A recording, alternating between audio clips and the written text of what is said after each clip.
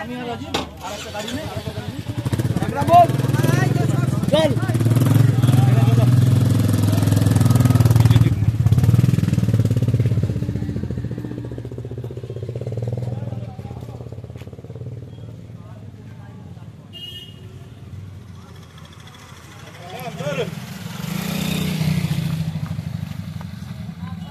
উনি কি বললেন যে দাদা মেলাটা বন্ধ করতে আসছেন, আর ভালো কি করে থাকি?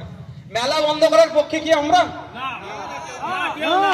আমার বাবার জায়গায়, আমার বাবা যেখানে শুয়ে আছে, আমার বাবার উপরে বুকের উপরে বসে মেলা আমি করতে দেবো না।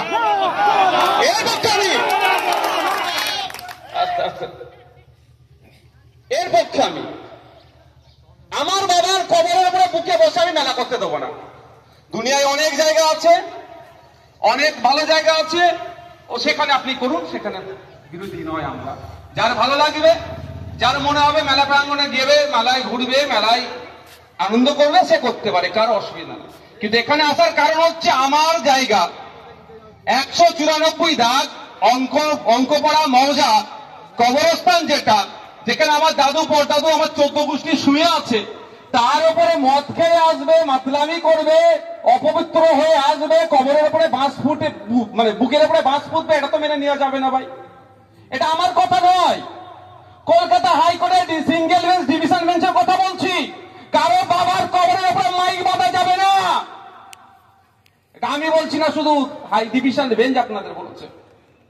আমি এখানে এসেছি মেলাটা বন্ধ করার জন্য নয়, আমার জায়গায় মেলা হচ্ছে, জায়গা শুধু নয়, যদি আমার উঠোনে হয়তো কনসিডারের জায়গা ছিল, যেখানে মাস্টার সাহেব বললেন বন্ধ কিভাবে করা যায় তার আলোচনা করতে এসেছি।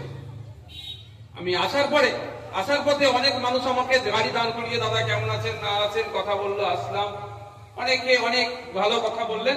একটা কথা আমি শুনলাম যেটা আমি মনে হলো নেগেটিভ, তার বোঝার অসুবিধা হয়েছে, সেটাকে খণ্ডন করে আমি আমার মূল বক্তব্যে আসবো।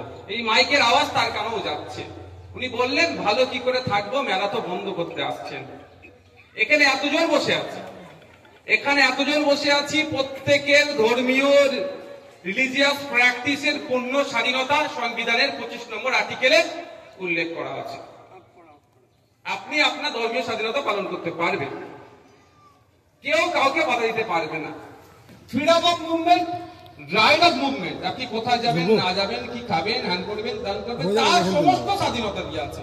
আপনি কৃষি মেলা করবেন, বাণিজ্যিক মেলা করবেন, মানে 4টে মেয়েকে নিয়ে এসে অর্ধলঙ্গ করে নাচাবেন,